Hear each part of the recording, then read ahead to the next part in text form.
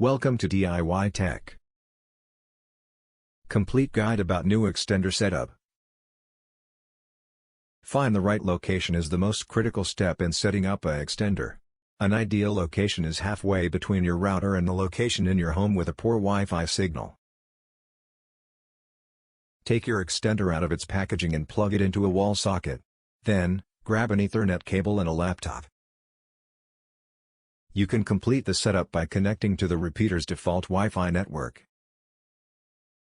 On your laptop, open up your preferred web browser, Chrome, Edge, Safari, etc.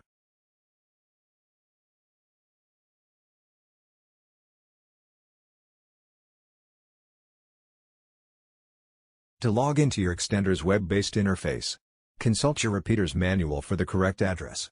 There you should find an IP and a URL you can use. Enter the IP address into the address bar. After that, a login page will appear. Once you successfully load the web-based interface for your extender, log in with the default username and password. The default username and password are usually admin and password, respectively. Once you are in this setup wizard, you'll change settings.